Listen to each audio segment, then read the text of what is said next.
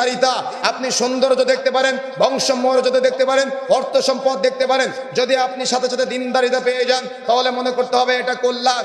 আর যদি দিন না থাকে, যদি অর্থ সম্পদ থাকে সেখানে বিবাহ করবেন না। যদি দিন না থাকে, যদি শুধুমাত্র টাকা পয়সা বা বংশমর্যাদা বা সৌন্দর্য থাকে তাহলে আপনি সেখানে বিবাহ করবেন না। যদি আপনি বিবাহ করেন তাহলে আপনি ঠকে যাবেন। তাহলে বিবাহের সময় মৌলিকভাবে নারীর দেখতে হবে দিনদারিতা। নারীকে যেমন দিনদারিতা দেখতে হবে, সেম একইভাবে ছেলেকে দেখতে হবে ছেলে হালাল উপার্জন করে কিনা। কেন?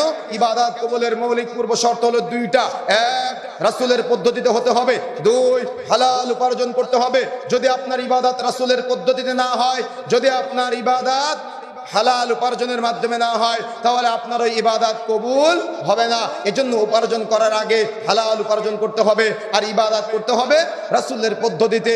এখন আপনার উপার্জন হারাম, আপনার কাছে একটা মেয়েকে বিবাহ দেওয়া হলো, আপনিও হারাম খাচ্ছেন, ওই মেয়েটা আপনার বাড়িতে এসে হারাম খাবে। এজন্য মেয়ের পিতা যারা আছেন প্রথমে দেখবেন ছেলেটা লাখ টাকা ইনকাম করে এটা না, ছেলেটা হালাল উপার্জন করে কিনা। কথা বুঝেন নাই? যে ছেলে হালাল উপার্জন করে সে আল্লাহকে ভালোবাসে, যে ছেলে হালাল উপার্জন করে সে রাসূলকে ভালোবাসে, সে আপনার মেয়েকে ভালোবাসবে, সে আপনার মেয়েকে কখনো কষ্ট দিবে না। এই জন্য যে ছেলেটা হালাল উপার্জন করে তার কাছে আপনার মেয়েকে বিয়ে দেওয়ার চেষ্টা করবেন। দুই নম্বরে দেখবেন আপনার মেয়েকে যে বাড়িতে বিবাহ দিলেন ওই বাড়িতে পর্দা আছে কিনা। পর্দা বুঝেন? অনেক বোন আমাদের বক্তব্য শুনে ফোন দিয়ে কান্নাকাটি করে অনলাইনে বক্তব্য দেখার পরে যে শেখ আমরা পর্দা করতে চাই কিন্তু আমার শ্বশুর শাশুড়ি পর্দা করতে দেয় না। তো কি বলে? বলে যে বোন জামাই, তার মানে মেয়ের জামাই বাড়িতে এসেছে, মেয়ের জামাইকে ভাত বেড়ে দেয়নি তো শাশুড়ি রাগ করেছে। কেন?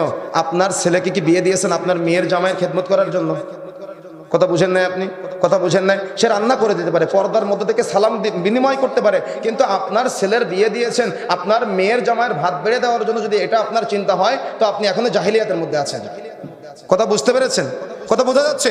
তাহলে আপনার মেয়েটাকে যে আপনি বিবাহ দিবেন, আপনার মেয়েটাকে বিবাহ দেওয়ার সময় চিন্তা করতে হবে যে আমার মেয়েটা যে বাড়িতে যাচ্ছে ওই বাড়িতে পর্দা করতে পারবে কিনা। এখন আপনার মেয়েকে যে বাড়িতে বিবাহ দিচ্ছেন ওই বাড়িতে বিয়ে দেওয়ার পরে আপনার মেয়েকে দাঁড় করাবে ওই যে পলয়েল মার্কেটে গেলে দেখবেন দরজায় দুইজন মহিলা দারোয়ান দাঁড়িয়ে থাকে, এরাও মনে করে আমি স্বাধীন।